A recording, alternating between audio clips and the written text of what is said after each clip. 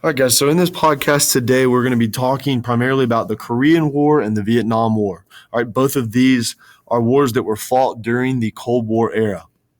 As we go through this video, my expectation of you is to write down any notes that are underlined. There possibly could be a few other things that I may tell you that to write down as we go through as well. Or you may need to pause the video because I'm going to just keep talking on through. You may need to pause it so you can get everything that you need to down. So, first of all, the Korean War. So, during the 1930s and 40s, or into World War II, Korea had been ruled over by Japan. So in World War II, the United States obviously defeats Japan. All right, we are going to be helping Japan rebuild. So in a sense, we also are going to be taking over and helping Korea rebuild as well. In the late 1940s, the Soviet Union is going to help the North Koreans take over their part of the country, and they're going to establish North Korea as a communist country, and South Korea is going to remain a non-communist country. This is going to be divided at this 38th parallel. This is the line of latitude dividing Korea in half. In 1950, the Soviet Union is going to do even more. They're going to send more and more weapons to North Korea to help take over South Korea. All right, at this point, based on the Truman Doctrine, all right, the United States does not want communism to spread anywhere. We're going to give aid or do anything that we need to do to stop communism. This was the biggest evil in the world, and we needed to stop it. So in 1950, the United States sends troops to help South Korea. This is going to start a war between the North Korea and South Korea, also indirectly between the United States and North Korea. North Korea is going to be also helped not only by the Soviet Union, but also by the Chinese, who at this point were also communists. All right, this war is it's a bloody war, fought for 3 years, or a little bit less than 3 years. And finally, after a few years of fighting, in 1953, the United States and the other United Nations forces there are going to agree with North Korea on a ceasefire agreement. All right, under this agreement, all right, they're going to stop fighting. All right, South Korea and the United States are going to stop trying to invade North Korea, and North Korea is going to stop trying to fight and invade South Korea. The border is placed at the 38th parallel. Once again, this is the original placement.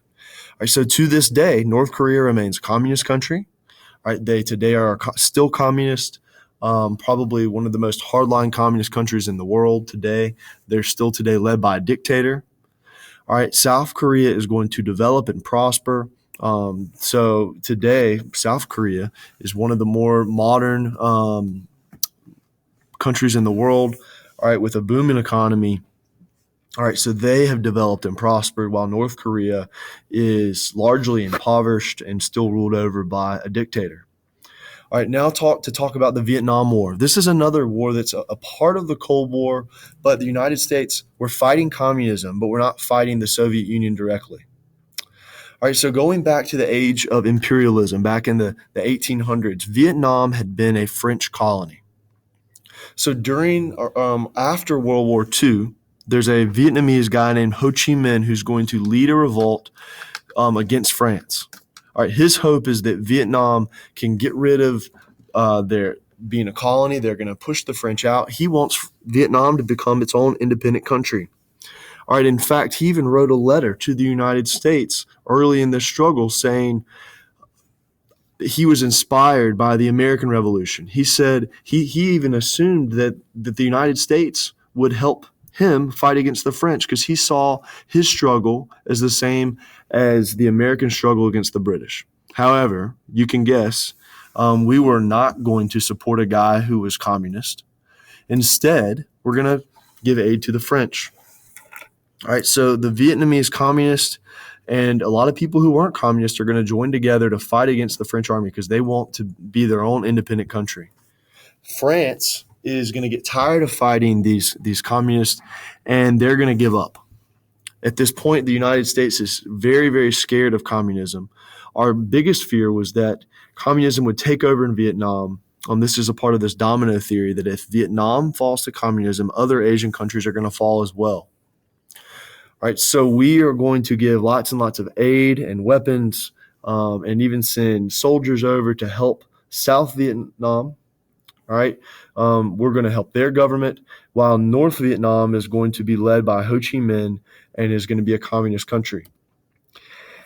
All right, in 1965, we're going to increase our involvement, all right, for several different reasons. All right, but we're going to start sending lots and lots of troops over, and we are at this point going to be fighting North Vietnam. All right, this is going to really start what we know today as the Vietnam War. Okay, this is a very interesting war in American history. We usually think about the United States winning wars. However, this was a war that was probably, in a certain sense, from the very beginning, it was going to be hard for us to win. There are three main problems for American troops fighting in Vietnam. First of all, they don't know the land. They're fighting in thick jungle. It rains a lot. It's very, very hot and humid. All right, we're unfamiliar with the land. The Vietnamese people we're fighting are very familiar with the land. All right, secondly, we don't even have the support of all of the people that we think we are helping in fighting.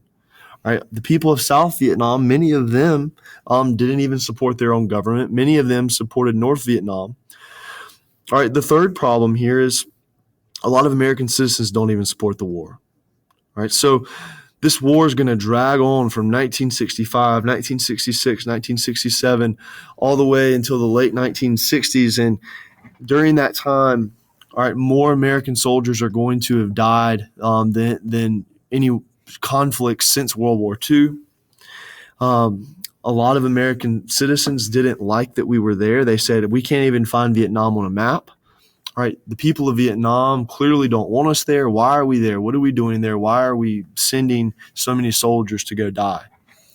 All right, it's a really, really tough war, all right, for the American soldiers fighting there. A lot of times they had no idea who the enemy was. Okay, the North Vietnamese troops and the Viet Cong that we're fighting against were using guerrilla tactics where they would be hiding in the jungle, or they would be hiding in villages. They would attack, and then they would fade back into the jungle or into the population. A lot of times we couldn't even see who we were fighting against. And a lot of times it was hard to tell who was innocent, who were innocent civilians, and who were soldiers we were supposed to be fighting against. So this is a really hard, terrible war that we're fighting in. In 1969, we began taking troops out of Vietnam. By 1973, the last American troops left Vietnam. We just kind of said it's not worth it to continue fighting. And in 1975, North Vietnam invaded South Vietnam, and the whole country was going to become united and communist. Right.